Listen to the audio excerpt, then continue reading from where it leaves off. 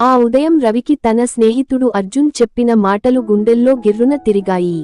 రవి, ఒక senior professor, సిటీలోని ప్రముఖ కార్పొరేట్ కాలేజీలో పనిచేస్తూ రియల్ ఎస్టేట్ వ్యాపారంలోనూ సక్సెస్ఫుల్ గా ఉన్నాడు. అర్జున్ చెప్పిన సమాచారం అతని మనసును కలవరపరిచింది. ఒక మలయాళ నటి సౌమ్యతో పరిచయం ఏర్పాటు చేయగలనని, ఒక రాత్రి కోసం ఆమెను కలిసే అవకాశం ఉందని, దానికి 50,000 రూపాయలు ఖర్చవుతాయని. సౌమ్య, ఆ పేరు వినగానే రవి మనసు ఊగిసలాడింది. ఆమె అందం గురించి సోషల్ మీడియాలో చూసిన క్లిప్స్ అతని మదనంలో మునిగిపోయాయి. ఆమె తెల్లని చర్మం, ఆకర్షణీయమైన కళ్ళు, సున్నితమైన హావభావాలు, అవన్నీ అతని ఊహల్లో రెక్కలు కట్టాయి. ఆమెను నిజంగా కలిసే అవకాశం రావడంతో అతని హృదయం ఉద్విగ్నంగా కొట్టుకుంది. అర్జున్కు డబ్బు ఇచ్చి ఒక స్టార్ హోటల్లో రూమ్ బుక్ చేసుకున్నాడు రవి. రాత్రి ఉదయం 10:30 గంటలకు డోర్పై టక్ టక్ అని శబ్దం. గుండె జల్లుమని రవి తలుపు తీశాడు. అక్కడ ఒక స్త్రీ నల్లని స్కార్ఫ్తో ముఖాన్ని కప్పుకుని నిలబడింది. రవి, మీరేనా అని తేనెతొట్టిలా గొంతు వినిపించింది.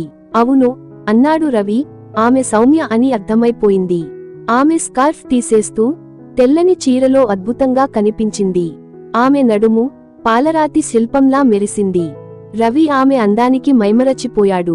నీవు నిజంగా సౌమ్యవేనా అని అడిగాడు నమ్మలేని ఆశ్చర్యంతో. ఆమె ముద్దుగా నవ్వి, నేనే. నీకు నిరూపించాలా అంది కళ్ళు కిసుక్కున కొట్టి. రవి ఆమెను సున్నితంగా దగ్గరకు తీసుకున్నాడు. ఆమె పెదవులు తామర రేకుల్లా మృదువుగా, తీయగా అనిపించాయి. ఆ క్షణంలో ఇద్దరూ ఒకరినొకరు హృదయపూర్వకంగా ఆలింగనం చేసుకున్నారు. తొందరెందుకు, ఈ రాత్రి మనదే అంది సౌమ్య కొంటెగా నవ్వుతూ. ముందు ఏదైనా తిని తాగి తర్వాత మనసు పెట్టి మాట్లాడుకుందాం. వారు కలిసి విందు ఆర్డర్ చేశారు. సౌమ్య ఫ్రెష్ అయి సిల్క్ నైటీలో తిరిగి వచ్చింది. ఆమె అందం రవిని మరింత కట్టిపడేసింది.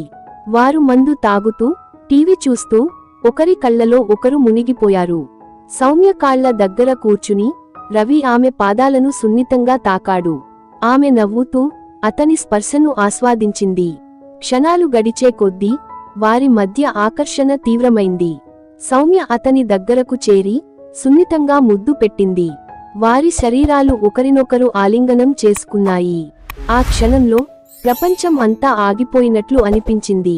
రవి ఆమె కళ్ళలోకి చూస్తూ, నీవు నా కలల్లోని అందం అన్నాడు. సౌమ్య సిగ్గుగా నవ్వి, ఈ రాత్రి నీ కోసమే అంది. వారు ఒకరినొకరు ఆప్యాయంగా కౌగిలించుకుని ఆ రాత్రిని ప్రేమమయంగా గడిపారు. ఆ క్షణాలు రవికి జీవితంలో మరపురాని జ్ఞాపకంగా మిగిలాయి.